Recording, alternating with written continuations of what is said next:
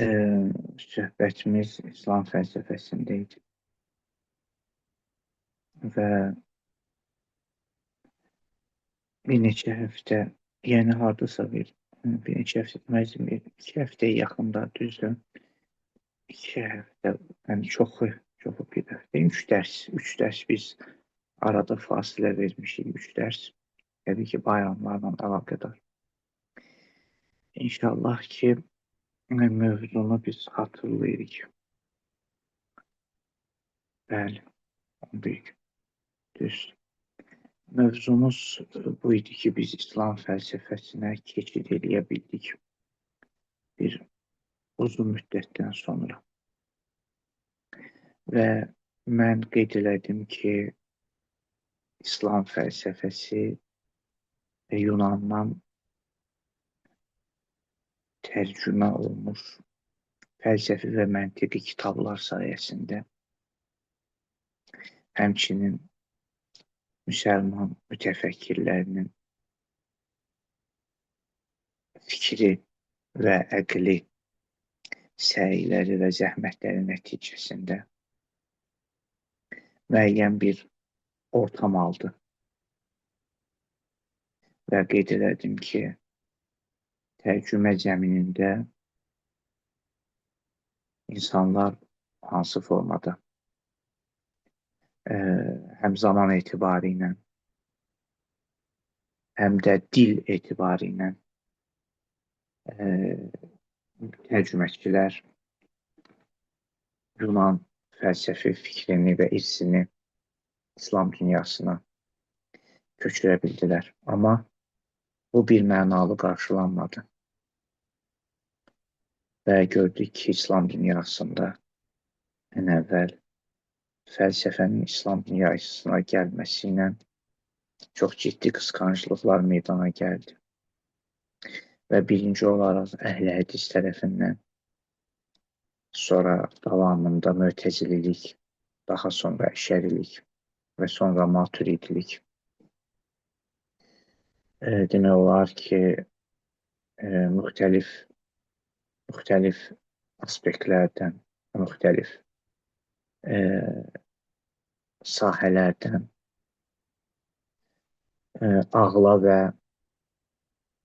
ağla və həmçinin vəhyə özlərinə məxsus formada yanaşdılar. Və mən keçən, yəni sonuncu dərsdə göstərdim ki, demək olar ki, din və fəlsəfə münasibəti hər hansısa bir dinin meydana gəlməsindən sonra fəlsəfə ilə toqquşmada və fəlsəfə ilə münasibətdə din və fəlsəfə münasibətləri demək olar ki, qabarır. Bunu biz Məsihlikdə də görürdük. Məsihi və orta əsrlər Məsihiliyində də biz bunu gördük. Və İslam dünyasında da ki, müqəddəs mətn Quran İslam dünyasında mövcud olduğu halda fəlsəfə də bu dünyaya giriş eləyəndə toqquşmanın şahidiyik. Və görürük ki, mütəfəkkirlər və müsəlmanlar bu məsələyə bir mənalı yanaşmırlar. Ona görə din və fəlsəfə münasibətində bəzən ziddiyyətli münasibətlər, bəzən dostluq münasibətləri ərsəyə gəlir. Mən bunu dəfələrlə qeyd eləmişəm, yenə də işarə edirəm ki, yəni biz 3 zəmində din və fəlsəfənin qarşılığını şahidiyik. 3 formada din və fəlsəfənin qarşılıqlı münasibətinin şahidiyik. Yəni, və yaxud da ki, ağıl və vəhyin, din və fəlsəfə və ya ağıl və vəhiy. Bir tərəfdən bəziləri hesab edirlər ki, ümumiyyətlə din və fəlsəfə ziddiyyətli münasibət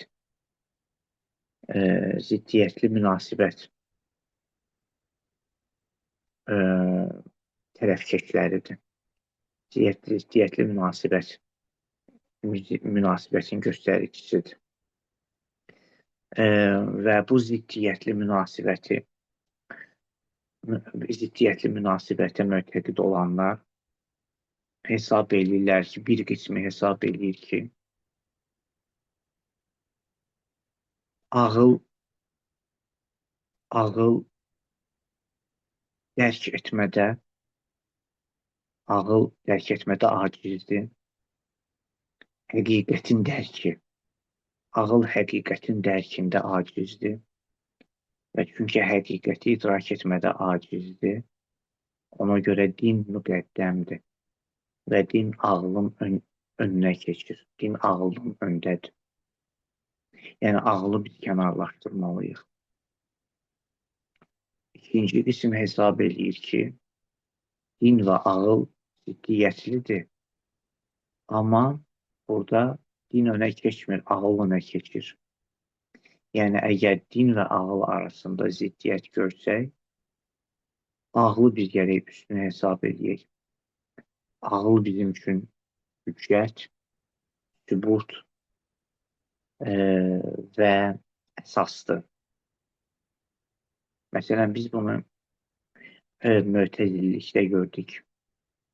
Məsələn, İbn Rüşdçülər, İslam filosoflarından biridir İbn Rüşd. İbn Rüşd cərəyanı və hərəkatında biz bunu gördük. Aristotelçi İbn Rüşd ki, metafizika əsərinə də şərh yazıb. Amma üçüncü qism nədən ibarətdir? Üçüncü qism hesab edir ki, bu iki həqiqət arasında, yəni din və fəlsəfə arasında heç bir ziddiyyət yoxdur. Bu ikisini bir araya gətirməyə çalışır. Yəni, dinlə fəlsəfə əslində eyni həqiqətin göstəriciləridir. Həm mövzu etibarı ilə eynidir, həm məsələ etibarı ilə eynidir. Əgər də fərqlər varsa, metodik zəmindədir. Bu üç zəmin çox önəmli zəmindir. Yəni, hər bir elmdə bir mövzu var, bir məsələlər var, bir də metodika var. Elmin mövzusu, yəni nə haqqında danışır?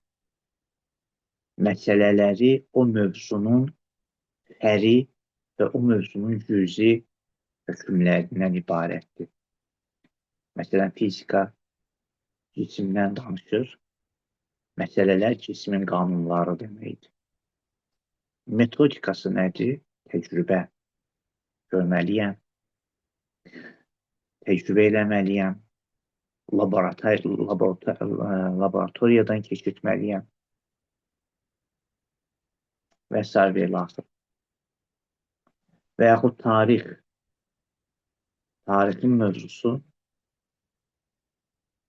mövzusu müəyyən hadisələrdir. Məsələləri o hadisələrə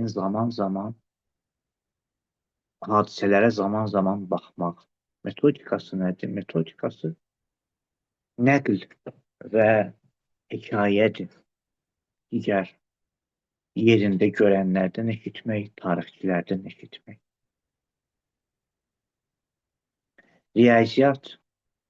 Riyaziyyatın mövzusu ədəddir.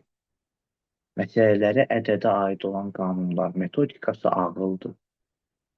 Görürsünüz? Yəni, hər bir elmin mövzusu, məsələləri və metodikası var. Din və fəlsəfə münasibətlərində bəziləri hesab edir ki, bu iki həqiqət arasında heç bir ziddiyyət yoxdur əslində. Din fəlsəfənin sözünü deyir, fəlsəfə də dinin sözünü deyir. Yəni, mövzuları eynidir. Mövzular, yəni hər bir şeyin təməlindən, din də hər bir şeyin təməlindən danışır, fəlsəfə də hər bir şeyin təməlindən danışır, kökündən danışır. Məsələlər nədir? Bu təmələ aid olan qanunlar. Din də yaranışın təməlinin qanunlarından danışır. Fəlsəfə də yaranışın təməlinin qanunlarından danışır. Lakin bu ikisi metodikada fərqlidir. Metodikada yəni dində vəhiy əsasdır, fəlsəfədə isə ağıl əsasdır. Baxın, buradadır ki, məsələ biraz ciddiləşir. Bu nəzəriyyənin tərəfdarları, mən deyərdim ki, İbn Sina, Farabi, ki, mən bu məsələ üzərində geniş söhbət edəcəyəm. Sadəcə bu günləri bir açılış edirəm yenidən tətillərdən sonra biraz o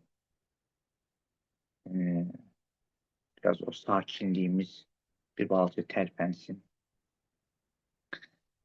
Adam tətillərdə biraz belə sakinləşir, dayanır. Biraz tətillər adamı qalacaq. Ləngidir. Biraz ləngiməyimiz düzəlsin. Deməli,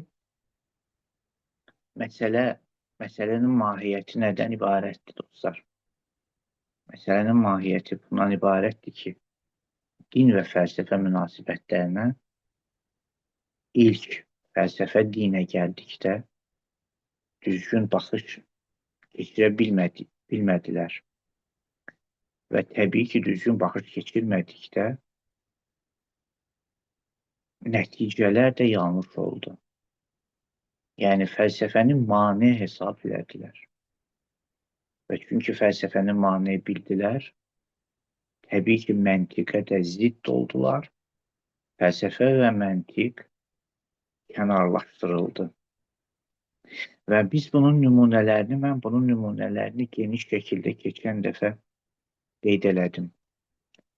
Keçən dəfə mən əşəri kəlamçılarından bəzi nümunələrə işarə elədim. Xüsusilə Qəzalidən və digər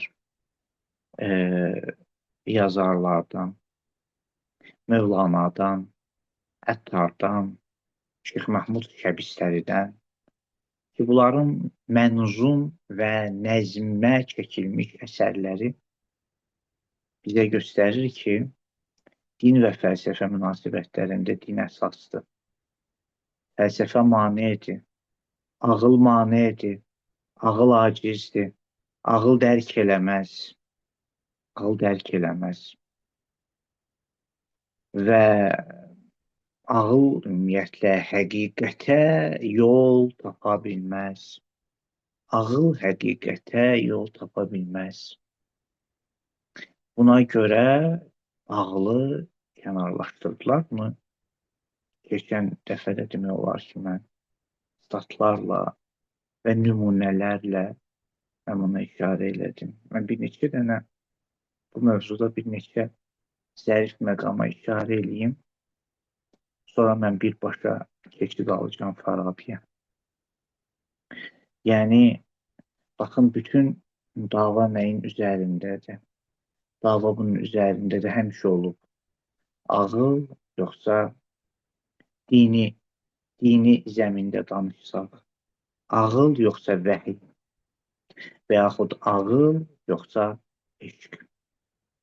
Bu dava həmişə olub. Və bəzən hesab ediblər ki, bu davada ağıl uduzur. Ağıl həmişə məğlubdur və eşq qalibdir. Halbuki bu yanaşma bəzən böyük bir fəsadlarla nəticələnib. Yəni, ilk növbədə yanaşanda, mən bunu keçən dəfə də qeyd eləmişdim, məqsəd çox xoş bir niyyət və xoş bir məqsədlə məsələyə yanaşılır. O xoş məqsəd, xoş niyyət nədən ibarətdir? Xoş məqsəd budur ki, yəni biz dini qorumaq istəyirik. Dini qorumaq üçün dinin özünə müraciət eləmək lazımdır. Və nəyə görə dinə müraciət eləməliyik? Çünki ağıl dinə nisbətdə ağıl acizdir. Ağıl e, ağıl kifayət etmir. Hı? Və gördük ki, demək olar ki, bizim irfani yazılarda, irfani nəzmlərdə, mənzumlarda, istər şeir formasında, qəzəliyyat formasında, istər əsərlər, bütün bunlarda ağıl qısqanclıqla ağla yanaşırlar. Hətta nifrətlə belə ağla yanaşırlar. Ki, ağıl bizi həqiqətə çatdıra bilməz. Bu çox köklü, ciddi məsələdir. Məsələ də bundan ibarətdir. Əsas səbəb də budur. Bütün irfani yazılara siz baxsaz, bütün irfani yazıların kökündə bu var. Çünki ağıl bizi həqiqətə çatdıra bilmir. Bu qədər. Bu qədər. Çünki ağıl bizi həqiqətə çatdıra bilmir. Tamam. Yəni, münasibət çox maraqlıdır. Ümumi bir tənqidi yanaşma edirəm. Yəni, sadəcə pozitiv deyil, negativ bir yanaşmadır. Yəni, ağıl bizi həqiqətə çatdıra bilmir. Amma soruşanda ki, bəs həqiqətə çatdıran nədir? Bunun cavabı demək olar ki, çox böyük bir qaranlıqdır. Nədir bəs bizi həqiqətə çatdıran? Bəli, irfan hardasa şühud anlayışından istifadə edir. Amma şühud nədir? Şühud nədir? Şühudun özü təcrübədir. Təcrübə təbii ki, təcrübə dedikdə maddi təcrübə olmamalıdır. Təbii ki, təcrübədən məqsəd, şühuddan məqsəd maddi təcrübə deyil. Əgər maddi təcrübə deyilsə, deməli qeyri-maddi təcrübədir. Qeyri-maddi təcrübədirsə, bunun adı nədir? Yenə də negativdir. Yəni, qeyri-maddi nədir? Qeyri-maddi təcrübə nədir? Görməliyəm, gözlə görməliyəm, təbii ki, gözlə görməməliyəm. Nə ilə görməliyəm? Tamam, ürək gözü ilə. Ürək gözü nədir? Baxın, bunlar hamısı qaranlıqdır, irfan, qaranlıqdır, ürək gözü nə olan şeydir? Ürək gözü, ürək və nə yarandı? Ürək və indi təzə bir şey yarandı. Ürək və ağıl. Ürək və ağıl. Ürək və ağıl yarandı.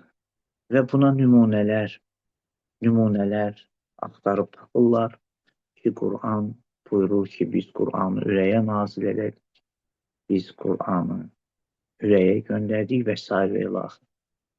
Amma bunun fərqində deyirlər ki, ürək də ağlın kamil bir nümunəsidir. Ürək də ağlın kamil bir nümunəsidir. Ona görə bu fərqliyə çox xahiş edirəm. Bu özü çox dərin və saatlar və günlər bəlkə söhbət olması məsələdir. Və mən bunu müxtəlif yerlərdə, müxtəlif formalarda söhbət eləmişəm. İndi bacardığımdan neçə dəqiqədə istəmirəm uzadım, mövzunu uzatmaq istəmirəm. Amma işarə edirəm ki, heç olmasa bir müəyyən bir necə deyək, açar məsələləri biz əldə edəyək. Ki, mən sadə bir necə deyərlər, mənbə sizə deyirəm. Əllamə Təbatəbai Əl-Mizanda buyurur ki, Qur'anın dediyi ürək məcazi mənadadır. Ürəkdən məqsəd yeni bir dərk üsulu deyil, yeni bir dərk aləti deyil. Ürək məcazi mənada işlənib. Yəni ağıl bu qədər sadə. Yəni heç çətin yerlərə getmir. Mən yenə də təkrar edirəm, qardaşlardan biri Ramiz qardaş da məndən soruşub ki, mən bu mövzunu geniş söhbət eləmişəm. Mən bunu söhbət eləmişəm. Sadəcə tapmaq lazımdır. YouTube-da yerə tapasınız. Onu keçən il mübarək Ramazan ayında bir veriliş. Mən sadəcə adını unutmuşam. Bilənlər varsa onu zəhmət olmasa yazsınlar, dostlar istifadə eləsin. Mən unutmuşam ki, hansı nə verilişdir o veriliş. Orada mən ürək və ağıl mövzusunda söhbət eləmişəm. E, yəni məsələ bundan ibarətdir ki, məsələ bundan ibarətdir ki, e, biz ürək deyəndə ürək eşq və eşqin eşqin mərkəzi kimi nəzərdə alınır. Ağlı isə dərkin mərkəzi kimi nəzərdə alınır. Amma çox-çox xahiş edirəm, bunu heç vaxt unutmayaq, yaddan çıxartmayaq. Ümumiyyətlə, eşq ağılsız kördür. Mən Kantdan istifadə edirəm. Immanuel Kantdan, Alman filosof, çox dəqiqdir. O, dərklə təcrübəni belə müqayisə edir. Yəni, qeyd edir ki, təcrübə, e, təcrübə dərksiz, e, təcrübə dərksiz qaranlıq, dərk isə təcrübəsiz kor. Mən də eyni ilə məhəbbət və eşq və ağlın münasibətində bu cümləni təkrar edirəm. Eşq ağılsız, qaranlıq bir şeydir. Absurddur, mənasızdır, yersizdir, aldadıcıdır. Və təbii ki, ağıl da məhəbbətsiz və eşqsiz kordur. Bunu mən inkar eləmirəm. Amma məsələ bundan ibarətdir ki, ağılı eşq əvəz eləmir. Ağlı məhəbbət əvəz eləmir. Yəni o demək deyil ki, ağıl acizdir. İndi aciz olduğu yerlərdə eşq dərk edir. Eşq ümumiyyətlə dərk edən bir şey deyil axı. Eşq dərk olunmuşdur. Eşq dərk olunmuş bir obyektdir. Eşq dərk edən alət deyil axı. Görəm, biz bəzən belə bu məsələlərə bu cür yanaşırıq. Yəni deyirik ki, ağıl dərk eləmir, amma eşq dərk edir. Eşq dərk eləməz ki, eşq dərk olunur. Eşq dərk olunur. Bəli, Dəyanət qardaş, ona doğru verilişi. Ona doğru verilişindir. Yəni, elə mən çox sadə bir misal çəkirəm, dostlar. Sadə misal çəkirəm. Mən deyirəm ki,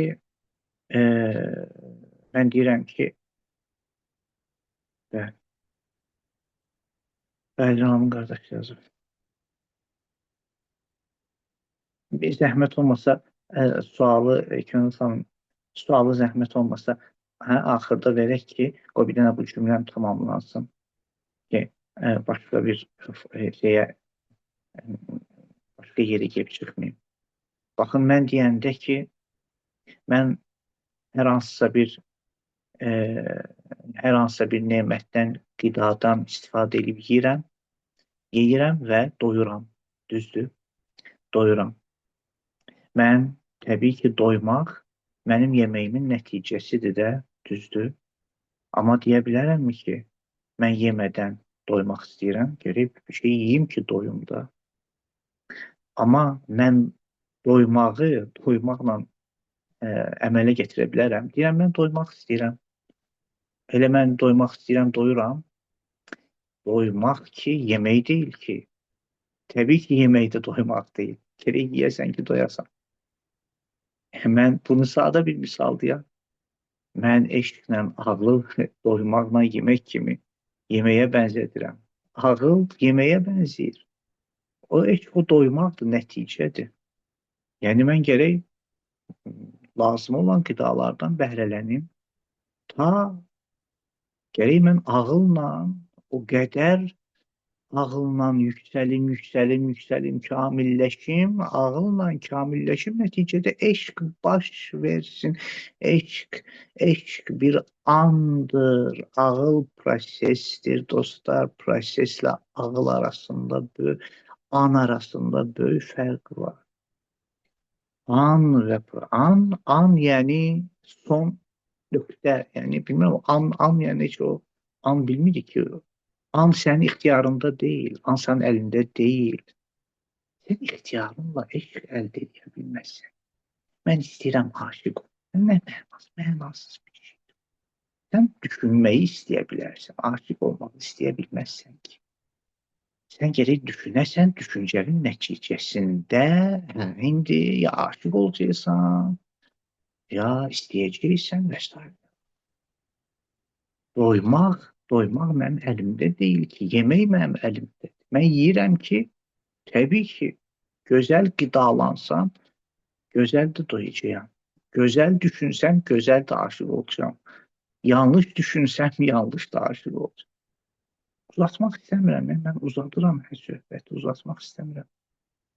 Amma istəyirəm deyim ki, biraz elə baxmalıyıq ki, bütün bəzi şeyləri, bütün həyatı eşqlə, məhəbbətlə bürüsək, həyatı əgər eşqlə, məhəbbətlə bürüsək, həyat mənasız olar. Halbuki bunun tam tərsini deyirlər. Həyatı əgər eşqlə, məhəbbətlə bürüsək, də mənalı olar. Xeyr, mənalı zad olmaz, hansı nədir? Yəni, nə baş verəcək? Kim danışmır ki, hamı elə danışır da. Hamı elə eşq, məhəbbətdən danışır. Nəticə nədir? Heç nə. Nəticə bir nəticəsi yoxdur. Hara aparır çatdırır ki, bir yerə aparıb çatdırmıraq. Əgər düşüncə, əgər təfəkkür, əgər proses olmasa, yenə deyirəm, proses, ona görə düşüncə, ağıl, dərk, prosesdir. Proses, yəni tədricən yol getməlisən. Yol gedirsən və yol getdikdə nəticədə, bəli, nəticədə bir də an, bir nöqtə, sənin düşüncəvin nöqtəsi, harada düşüncəni saxlayırsan. Əgər düşüncə həmişə davam eləyirsə, təbii ki, sən hər hansısa bir ucalığa nisbətdə davam eləyirsə, ucalıqda, yüksəklikdə, zirvədə, sən o məhəbbət zirvəsinə, eşq zirvəsinə də çata bilirsən. Yox, davam eləmirsə, hər hansısa bir yerdə dayandı, dayanan yer məhəbbətdir. Ona görə, bilmirəm, mən bunu belə qeyd elədim ki, bəzən ağıla gördük ki, indi yenə də ara sıra təbii ki, bu söhbəti ola bilsin qayıda başqa mövzularda. Amma bunu qeyd eləmək istəyirəm ki,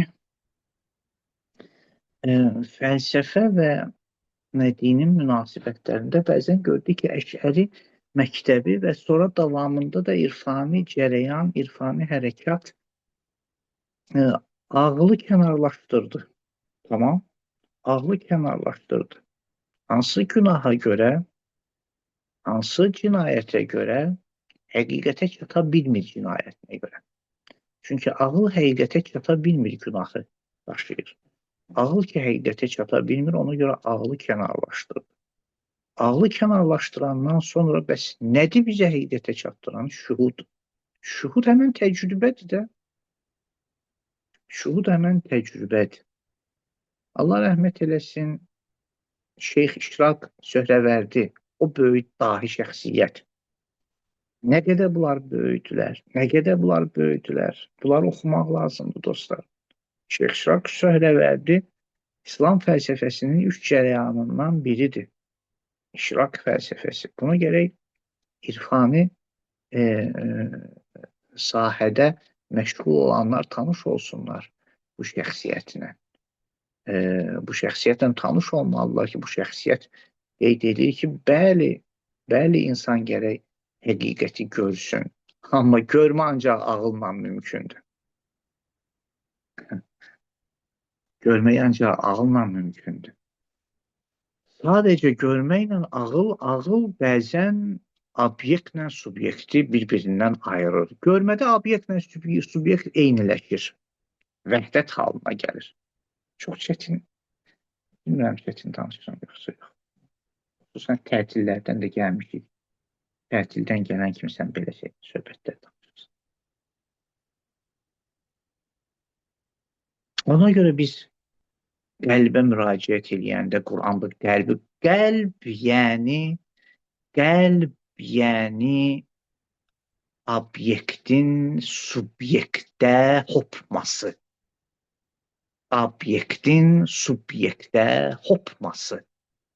Obyektin subyektlə eynilik təşkil eləməsi. O, yəni qəlb. Amma orada da sən dərk edirsən də hər halda. Amma dərkdə bir dənə bu fərq var ki, sən obyekti subyektdən ayırıb qıraqdan baxırsan ona. Bu qədər. Ona görə deyir, mən qəlbivə nazil elədim Quranı. Quranı qəlbivə nazil elədim, yəni səni yoğurdum Quran. Amma istəsən Quranı biləsən, təzədən gərək qıraqdan baxasan, ayrılasan, ondan baxasan da, yəni ağılla baxasan, düşünməlisən.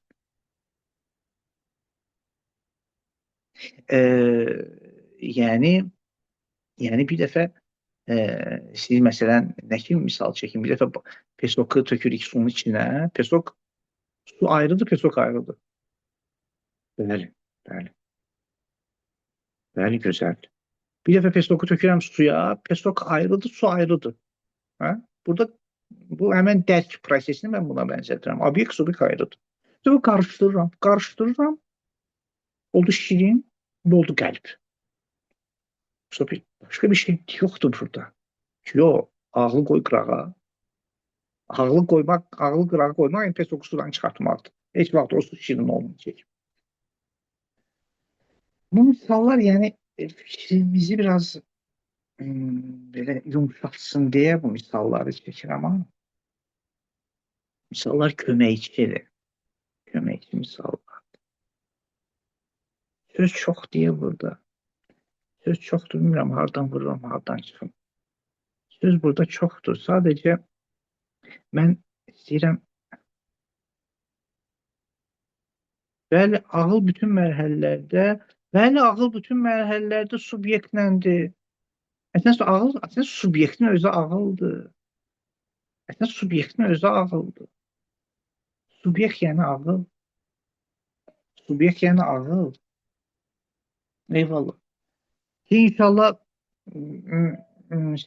fəlsəfi məsələlərdə bu mövzuya inşallah mən sonralar toxunacağım ki, ağıl subyekt, obyekt və dərkin eyniliyi, vəhdəti mövzusu. Ki, bunlar bir vəhdət halına gəlirlər. Ki, məsələn, mən özümü bilirəm də, misal çəkirəm, amma mən özümü bilirəm. Bu eynilik deyəndə ola bilsin ki, çox üçün nə demək eyni. Mən özümü bilirəm. Mən özümü bilirəm, mən bilənəm, bilinən də mənəm də. Həm bilən mənəm, həm də bilinən də. Yəni, həm alim, mən bilənəm, mən indi belə qoy bir dənə başqa. Mən məsəl üçün telefonu görürəm. Mən bilənəm, telefon bilinəndir. Amma mən özümü bilirəm, mən bilənəm, bilinən də mənəm. Gördüm, mən özümü bilənəm, burada həm mən dərk eləyirəm, həm də nəyi dərk eləyirəm, elə özümü dərk eləyirəm də. Buna deyirlər ən dəqiq və ən dəqiq dərk. Ən dəqiq dərk, ən qəti və yəqini dərk. Ən əsaslı dərk budur. Bu dəqiq dərkdir. Buna deyirəm, həmən subyektlə obyektin vəhdəti, eyniliyi. Subyektlə eyni şeydir də, bir şeydir. Amma hər halda bilməliyəm də mən. Bir dənə də var ki, mən deyirəm, mən telefonu, burada telefon, məsələn, masanın üzərində telefon var. Burada mən subyektəm, telefon obyektdir, telefon da məndən başqa bir şeydir də. Mən deyil ki, telefon. Bilən başqadır. Burada subyektlə obyekt ayrıdır. Subyektlə obyekt ayrıdır. İndi mən özümü biləndə ki, subyektlə obyekt eynidir, mən necə özümü bilirəm? Mən özümü bilirəm, bir dəfə hiss edirəm, bir dəfə duyuram, bir dəfə təzədən bir özümə baxıram da. Özümə baxanda mütləq ağıl mövcud olmasa, sən heç vaxt özünə baxa bilməzsən axı. Sən heç vaxt ağıl olmasa özünə baxa bilməzsən. Ağıldır ki, subyektlə obyekti bir-birindən ayırır. Bəli, indi vəhdət halına gəlir, qəlb baş verir. Qəlbi də vəhdət halına gəlir. Mən bu qəlblə ağlı sadə bir formada, yəni sizə dedim ki, necə baxın məsələyə. Baxın, bunlar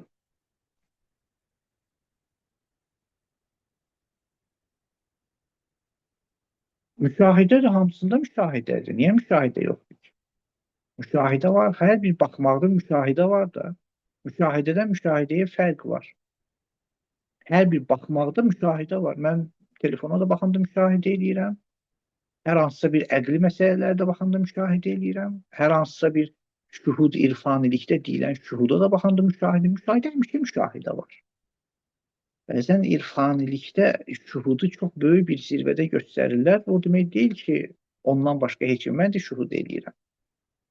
Mən benim şühud eləmirəm, mən də şühud edirəm. Sadəcə mənim şühudum ola bilsin ki, Əllamə Təbatəbayinin şühudundan təbii ki, fərq eləsin. Əllamə Təbatəbayinin şühudu yüksək zirvədədir. Mənim şühudum elə mən qədərindədir. Baxın, indi sual gəldi, mən istəmirəm bəzi şeylərə, o davalı məsələlərə girək.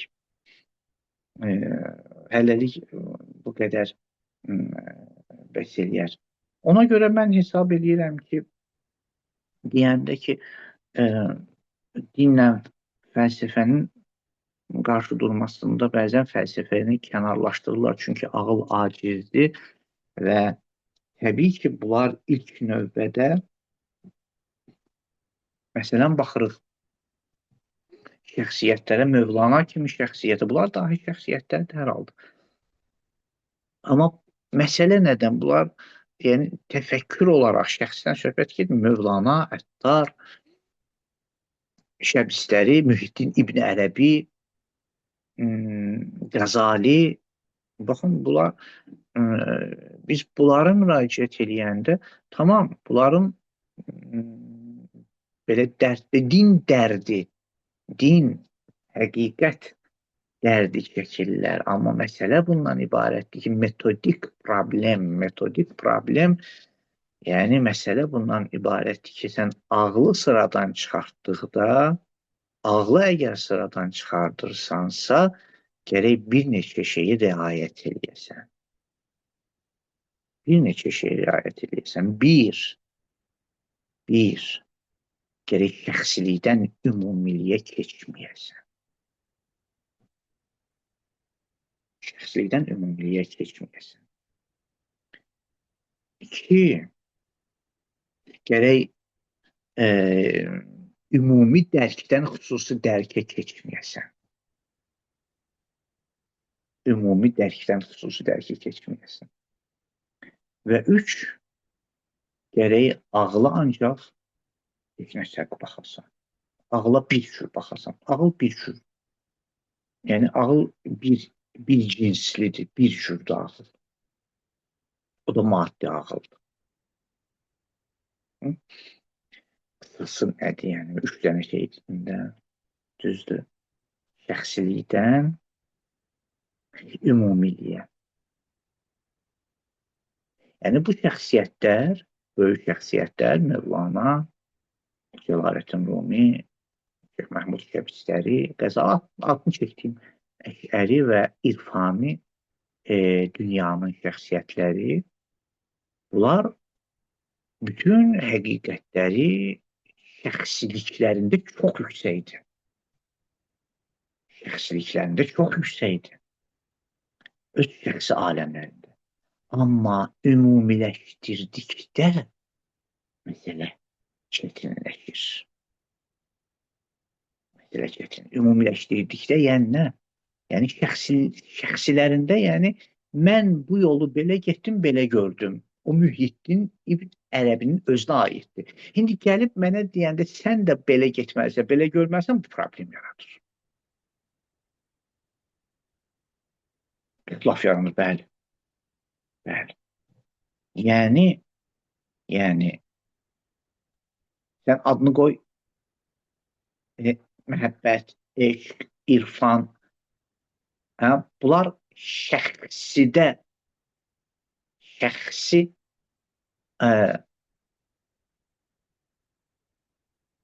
3 maddənin başlığı indi deyirik də, bəli, potensiallar fərqlidir ən azından. Kim yazdı 3 dənə ünvanı, adı? Onu orada qeyd edin. Deməli, biri elə budur da, biri budur da, şəxsiliyin ümumiliyə keçidi. Şəxsiliyin ümumiliyə keçidi. Yəni əgər ə, əgər ağla qısqanclığı, ağlı kənarlaşdırmaqla, belə deyim də, ağlı kənarlaşdırmaqla biz həqiqətən məsələləri şəxsilikdə qoruyub saxlaya bilsək, onda hər hansısa bir nəticə əldə etmək olar.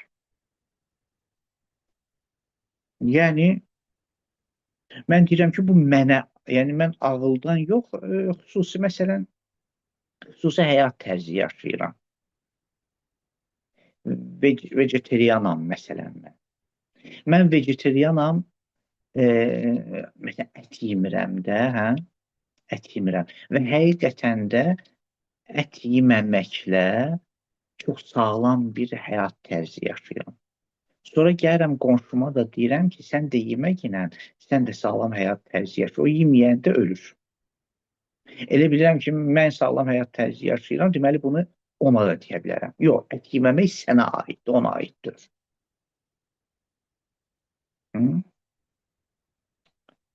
Yəni demək istəyirəm ki, eşq anlayışı, məhəbbət anlayışı və ağlın acizliyi anlayışı ancaq şəxsilikdə təsir qoya bilər və bunu ümumiləşdirsən fəsad törədəcək. Çünki ümumiləşdirmənin əsas səbəbkarı ağıldır. Ağıl ancaq ümumiləşdirə bilər. Ağıl ancaq ümumiləşdirə bilər. Və deməli, birinci məsələ bunların əşəri məzhəbi. Mən irfanilik deyəndə narahat olmayın, yəni irfan məsləki və irfan tərəfdarlarını narahat eləmək istəmirəm. Sadəcə sözüm budur ki, hər bir şey tənqid açıqdır da, gərək bir-birimizi tənqid etməyi bacaraq. Sadəcə tənqidimdir, bu da mənim tənqidimdir, də ola bilsin ki, deyəsiz, xeyr, belə deyil. Yəni, hər halda əşərlik cərəyanı və ardıcan irfani cərəyan, mən ariflərin heç də əleyhinə deyiləm də, özünüz görürsünüz ki, azından budur ki, mən Mövlananın nə qədər əzəmətlə böyük şəxsiyyət kimi yad edirəm. Qəzalini mən böyük bir şəxsiyyət kimi yad edirəm. Sadəcə istəyirəm deyim ki, məsələ hardadır? Məqsəd alidir onlardır. İstəyirik dini qoruyaq, həqiqəti qoruyaq. Tamam, bu məqsəd alidir. Amma məqsədə gedən yolun problemi var. Deyirəm ki, əgər dini qorumaq istəyirsənsə gərək, yəni irfani cərəyan şəxsilikdə qalsın. Şəxsilikdən ümumiliyə keçid eləyə bilməz. Şəxsilikdən ümumiliyə keçid eləyə bilməz. Və çünki bu cərəyan getdikcə, mən Qəzalidən söhbət eləmirəm ki, hərəkatdan söhbət. Bu hərəkat tarixdə şəxsilikdən ümumiyə keçid almaq istədi, məğlubiyyətə uğradı. Ki, məsələn, şəxsilikdən ümumiliyə keçid alma irfani hərəkatın siyasiləşməsi nümunəsini mən deyirəm. İrfani hərəkatın siyasiləşməsi. İrfani hərəkat siyasiləşsə, təbii ki, dağıdacaq. Nəyə görə? Çünki irfani hərəkat siyasiləşsə, demək olar ki, necə deyərlər, çünki məsələləri haqla batılə bölür, digər insanlara çox böyük bir qısqanclıqla yanaşacaq. Nə barədə çox böyük bir bölgü yaradacaq. Bölgü, haqq və nahaq bölgüsü. Ancaq mən haqqam və məndən başqa hamı batildir. Şəxsiliyində düz deyir, şəxsi haqqında, amma sən bunu başqasına sirayət verə bilməz. Və biz bunun nümunələrini tarixdə gördük də. Quranın hadis olması, qədim olması, nə bilim, bir vaxtı Əbbasi xilafətində Mötəzilərin tərəfini saxlayırdı hakimiyyət, digər bir vaxtı Əşərilərin e, Məmunun vaxtında Mötəzililər hakimiyyətdə idilər. Məşhur Məmun 3 dənə məktuba sürgünlər baş verir. Əhl-i hədisə qarşı. Mütəvəkkilin vaxtında əhl-i hədis meydana gəlir. Əhl-i hədis həmən bu bir növ əşəri demirəm əşəri məktəbidir ya, yox. Sadəcə yəni yaxınlığı var da. Yəni həmən zahirilik. Hə? Mütəvəkkilin vaxtında. Mütəvəkkilin vaxtında mütəzillik tamamilə sıradan çıxır və əşərilik. Əhl-i hədis daha çox əhl-i hədis. Və əşərilik gələndən sonra yenidən həmbəlilik bir daha meydan oxuyur. Həmbəlilik, mən deyərdim ki, həmbəlilik həmən əşəri təfəkkürünün siyasiləşməsidir. İndi görüm ki, sən hansı məzhəbə qulluq edirsən, hansı dinə qulluq edirsən, eləmirsənsə, ölməlisən, edirsən. Yox, bu olmaz. Təkfirçi anlayışı meydana gəlir. Yəni, sən əgər ağlı sıradan çıxartsan və ağlı sıradan çıxardandan sonra şəxsi həyatı ümumiləşdirsən, şəxsi həyatı ümumiləşdirəndən sonra siyasiləşdirsən, təkfirçiliklə nəticələnəcək. Məsələ budur. Və bu birinci məsələ idi. Birinci məsələ, yəni şəxsin ümumiləşməsi. İkinci məsələ ünvan nə idi? İkinci ünvan bundan ibarət idi ki, mən belə qeyd elədim ki,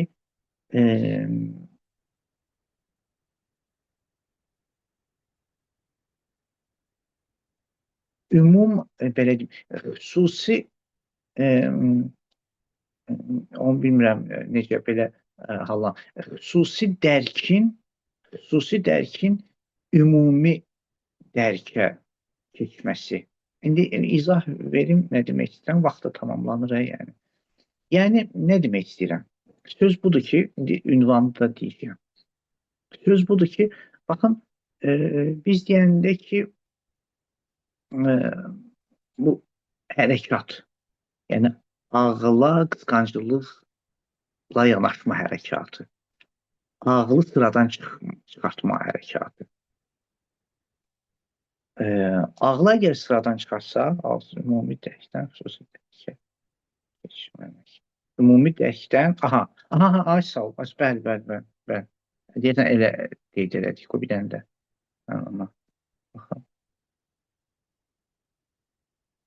Ümumi dərkdən, ay sağ ol, əhsən, ümumi dərkdən xüsusi dərkə keçməmək. Belə bir şey dedik. Ümumi dərkdən xüsusi dərkə keçməmək. Yəni, bu cərəyan irfani cərəyanda və yaxud da ki, bu həmən dediyimiz əşəri cərəyanında, əşəri cərəyanı daha çox ümum dərkə qulluq eləyir. Ümumun dərkinə, belə deyim də, avam dərkə qulluq eləyir. Görürsən, yaxşıdır ya, pis deyil. Yəni, elə deyir ki, elə anladır ki, deyir, ümum insanlar akademik dillə tanış deyirlər deyənə və fəlsəfə də dinin ümumi dilini akademikləşdirir deyə fəlsəfə dindən insanları uzaqlaşdırır. Ağıl, yəni dinin dilini ümumiləşdirir deyənə, dinin də dili ağılla akademik vəziyyət aldıqda, ümum insanlar ondan bəhrələnə bilmirlər. Ümum insanlar da bəhrələnmədikdə dindən fasilələnirlər. Ona görə gəlin fəlsəfəni, o ağlın akademik dilini kənarlaşdıraq, uzaqlaşdıraq. Elə dinin öz zahiri bizə kifayətdir və yaxud da ki, necə deyərlər, eşq, məhəbbət bizə kifayətdir ki, qoy ümum insanlar da istifadə eləsinlər. Baxın, bu da digər bir məsələdir. Çox zərif məsələlərdir ya bunlar. Çox zərif məsələlərdir. Amma məsələ bundan ibarət tamam əladır bu əslində. Özü özlüyündə yaxşıdır. Yəni gərək ümum insanlar istifadə edə bilsinlər. Amma məsələ bundan ibarət. Ümum insanların istifadə etməsi və yaxud akademik dillə, akademik dillə əgər ümum insanlar fasilələnirsə, bu akademik dilin batil olması mənasına gətirib çıxarda bilməz axı. Fizikanın xüsusi dili var. O deməkdir ki, fizika batildir, nahaqdır. Hər bir elmin xüsusi dili var da təbii ki. Zəruri deyil ki, bütün insanlar bu xüsusi dili öyrənsinlər. Bu Qəzalidir. Qəzali deyir, çünki fəlsəfə ilə məntiq dinin dilini xüsusiləşdirir, akademikləşdirir. İnsanlar da onu başa düşmürlər, dindən uzaqlaşırlar. Deməli, fəlsəfə ilə məntiq səhvdir. Bu nə məntiqdir? Bu nə yanaşmır? Bu nə yanaşmır? Ona görə ikinci ünvan ümumi dildən, o cür deyəsən qeyd olundu da, siz də qeyd edin. Bəli.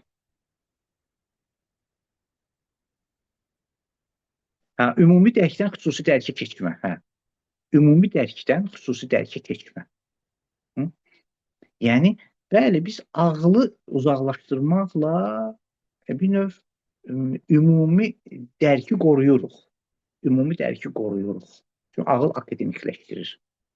Amma ümumi dərki qorumaq o demək deyil ki, mən ağlı nahaq hesab edeyim, ağlın dərk etdiklərini heç hesab edeyim. Bu da bir məsələ, biraz qısa keçirəm. Və üçüncü məsələ də ağla yeknəsəq, yekcins, ağlı bir cür görmək.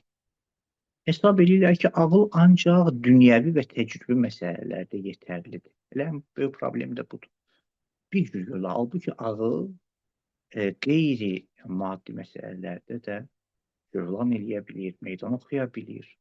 Bunlar deyirlər ki, ancaq ağıl, bəli, mənə ancaq dünyəvi məsələlərdə köməkçi ola bilər. Təbii ki, əgər dünyəvi məsələlərdə ağlı məhdudlandırsaq, düzdür, qeyri-dünyəvi məsələlərdə ağlı qoyaq qırağa ki, amma məsələ budur ki, qeyri-dünyəvi məsələlərdə də ağıl dəxalət edə bilir.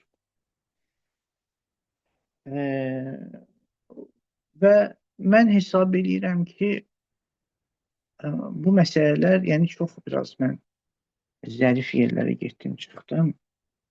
İndi ola bilsin ki, bugün tətillərdən sonra ilk görüşümü sizi yordum.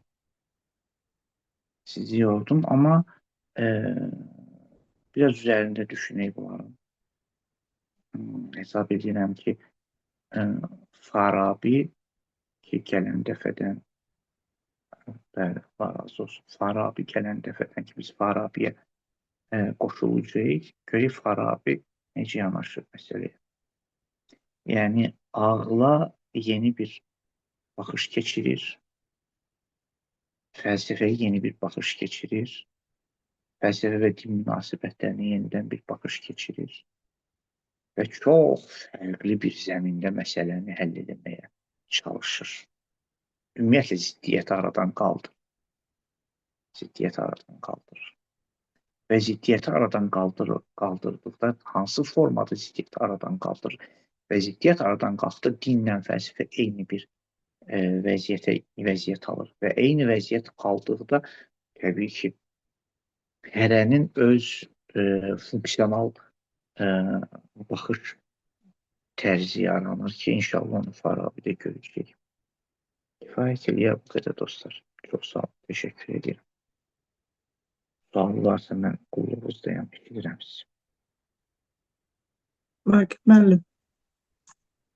Buyurun. Siz orada bir söz işlətdiniz. Mənim şuhudum, yəni mənim elmim sözünün anlamına gəlir də, şuhudum sözü. Düzmü başa düşdüm? Nə məna, elmin mənası, ya elə şuhud, nə üçün ki elmin mənasına eləmək istəyirsiniz? Şuhudum elə şuhudum. Şuhudum sözü yəni nə deməkdir? Şuhud yəni görürəm. Hə, mənim görməyim. Mən elə bildim. Mənim elmim üçün. Mən bir dəfə bu görüntüm gözümləndir. Bir dəfə də bir dəfə də görüntüm ağıllandı. Aha, oldu. Çox sağ Fərqi olun. yoxdur. Aha, Allah razı olsun. Siz sağ olun. Siz sağ olun. cümləmiz.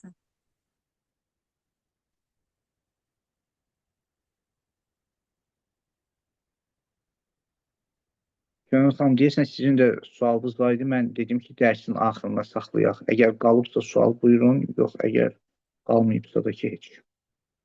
Salam aleykum ustad, axşamınız xeyir olsun. Əleyhissalam, əleyhissalam. Axşamınız xeyir olsun. Ustad, mənim 2 dənə sualım var. Birinci Eşidirəm. budur ki, məsələn biz dedik ki, Quran ağlı önə çəkir də, düşüncəni də dəfələrlə vurğulayır ki, məyər düşünməz misiniz və s. belə ayələr yəni çoxdur Quranda. Biz də bilirik ki, müstəsəf hesab olunan birinin qəlbi yaxşıdır. Amma məlum məsələdir ki, onun bu sonuncu şəriətdən xəbəri yoxdur. Ona görə də bu məsələlərin üstündə heç ağılla düşünməyib də. Bunun da səbəbi bu olur ki, o müəyyən işlərin yaxşı və ya pis olduğunu ağılla anlayır və həyatını da buna uyğun yaşayır deyə onun qəlbi nurani olur.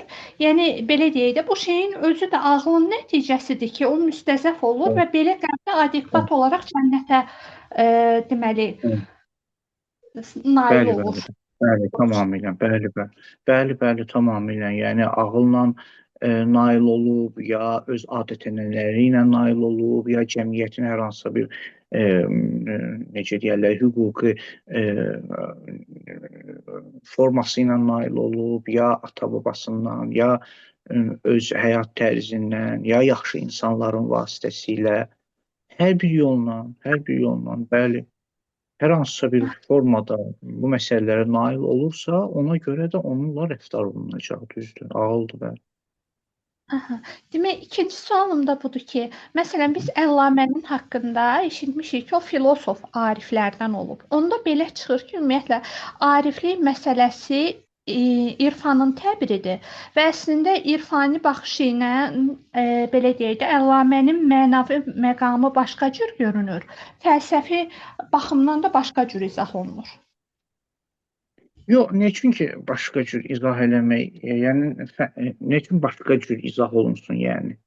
Yəni İstər biz irfan məqamlar falan məsələsindən danışırıqsa, bu irfanın məsələsidir də. Yəni ariflik ümumiyyətlə irfanın məsələsidir. Fəlsəfənin mən bildiyim qədərilə məsələsi deyil. Başa düşdüm. Məqamlar deyəndə ki, məqamlar ona görə qeyd edilir. Məqamlar tamamilə şəxsi məsələdir. O məqamlar, yəni hər hansısa bir arif o məqamlarla gedib, ona görə görürsünüz, digər irfani məktəblərin, hər bir irfani məktəbin məqamları fərqlidir. Yaxındır ya, amma fərqli məqamlardır. Biri tövbə ilə başlayır, biri nə bilim, başqa bir yəqzə ilə başlayır, biri məsələn, müxtəlif o başlanğıclar, proseslər və nəticələr fərqlidir.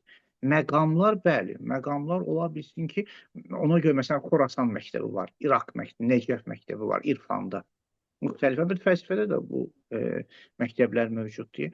Yəni demək istəyirəm ki, bəli, əgər onu nəzərdə alırsınızsa düzdür. Məsələn, Əllamə Təbatəbainin ola bilsin irfani səmtdən Əllaməyə baxsaq, deyəcək ki, Əllamənin məsələn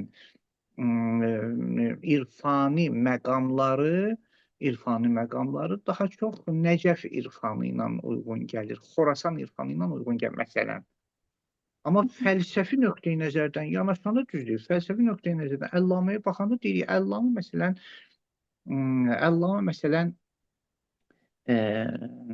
realist, məsələn realist rasionalistdir. Misal. Yəni həqiqətə inanır və ağılla ancaq həqiqətə çatmağa inanır. Əgər bunu nəzərdə alırsa, bu fərqi bəli. İrfan bir başqa cür baxır, fəlsəfə başqa cür baxır. Aha, Əgər oldu ustad. Sağ olun, siz sağ olun.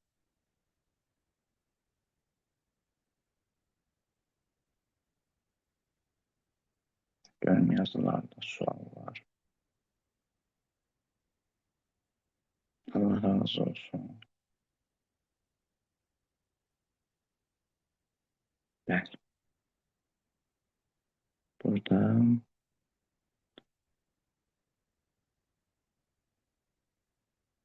bəli. Var olun, çox sağ olun. Müəllim, mən də bir söz deyə bilərəm müəllim, vaxt Ya, olar. bəli. Qardaş, buyur, buyur. Müəllim, mən Eşidirəm. bir sadə bir fikir demək istəyirəm. Ümumiyyətlə biz qədim Yunan fəlsəfəsindən keçəndə, yəni o mövzulara toxunduq. Orada mənim də bir fikrim olmuşdu. Bu fikri bir daha deyirəm. Yəni Bəli, biz bildik ki, bütün elmlər fəlsəfədən yarandı. Fəlsəfədən yarandı. Əsas da biz orada tutaq ki, götürdük ki, Aristotel birinci müəllim idi. Sonra biz götürdük Farabi də ikinci müəllim oldu müsəlman dünyasında. Belə götürdük də. Yəni belə deyək də, bütün elmlər fəlsəfədən yarandı. Fəlsəfə anadır. Ondan elmlər yaranır. İndi biz bir dənə də bir məsələ mənə maraqlı gəlir. Yəni sadə baxışdı belə deyək də. Ümumiyyətlə fəlsəfədən necə ki elm yarandı, elmlə dinin arasında fəlsəfədir. Yəni elm adamlarına lazım olur da fəlsəfə vasitəsilə, yəni din yuxarıdakı pillədir. Yəni belə deyək də, dinə biz bəli, insanüstü ağıl deyə bilərik də, insanüstü bəli, ağıl.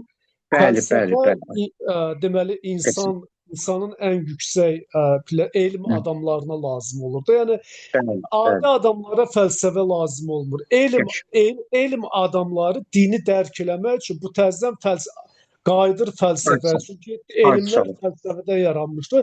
Sonra fəlsəfədən dinə keçir. Dindən də birbaşa elmi öyrənmək olmur. Əvvəlcə dindən gərək fəlsəfəyə keçəsən, sonra elmi. Bu da elə dövr elmdir. Yəni elm, fəlsəfə, din təzədən qayıdır. Din, fəlsəfə, elm. Yəni fəlsəfə ortalıqda, yəni bir süzgəc kimidir. Yəni belə deyək də, ortalıqda elmlə dinin arasında bir deməli vasitəçi kimi deyə bilərik də fəlsəfə. Tamam, qəşəng izahdır. Yəni elm adamlarına lazımdır da fəlsəfə. Qeyri-elmi sahədə çalışan insanlara ehtiyac yoxdur. Bəli. Çox gözəl izahdır Anar qardaş. Çox gözəl izahdır. İndi inşallah bu izah biraz da Farabi məktəbində biraz da təkmilləşəcək bu izahınız. Orada da ola bilsin yenə danışaq. Amma belə indi hal-hazırda yaxşı baxışdır, düzdür.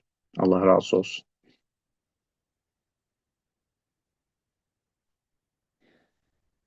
Yaxşı, çox sağ olun. Mən bu neçə gündən sonra, 2 həftədən, indi həftə yarımdan sonra bir daha sizi gördüm. Danışdım, görüşdük, söhbətləşdik. Çox şad oldum həqiqətən. Allah razı olsun. Gəldiniz, iştirak elədiniz. Danışdıq, fikirlərimizi bölüşdük. İnşallah gələn dərsdə görüşmək ümidi ilə hamını Allaha tapşırıram. Bir-birimizi dua eləyək. Çox sağ olun. Sağ olun, salamat qalın.